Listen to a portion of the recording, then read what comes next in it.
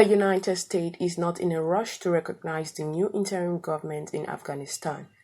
The White House said, ascertain that it is in talk with the Taliban to get American citizens out of the strife-torn country. No one in this country, not the president nor anyone on the national security team, will suggest that the Taliban are respected and valued members of the global community. They have not earned in any way, and we have never assessed that. This is a caretaker cabinet that does not include 4 former imprisoned Taliban fighters. The administration has not validated that the Talibans will be recognized. We have not conveyed where we are recognizing it, and nor are we rushing to recognize it. There is a lot that have been done before that, and we are working to do this to engage with them because they oversee the control of Afghanistan right now to get American citizens. So this is what Psaki said. She said, but to engage with them, their new acting interim minister is Haqqani Network terrorist. He was wanted for bombing that killed 6 people, including an American. She also said he believes that he has to be in participation in cross-border attack against U.S. troops, and there is a U.S. 10 million bounty on his head.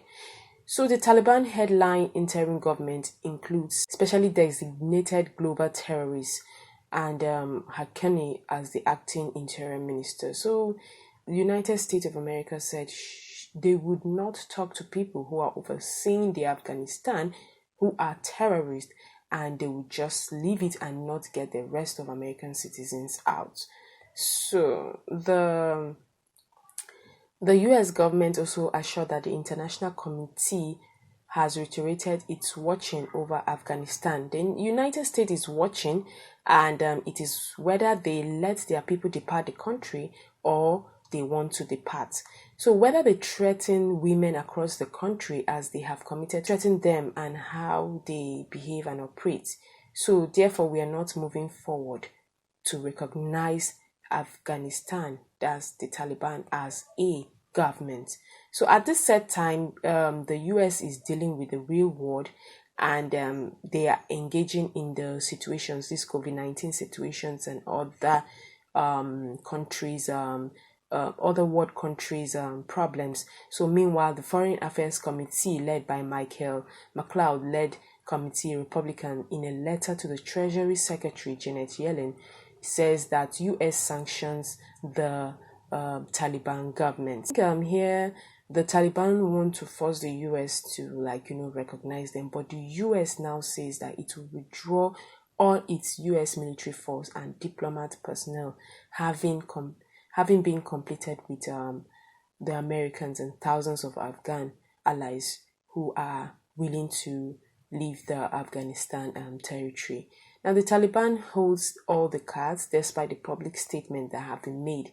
The US urged that the rest of the Biden administration is hereby to maintain a very healthy dose of skepticism about the Taliban intentions and abilities.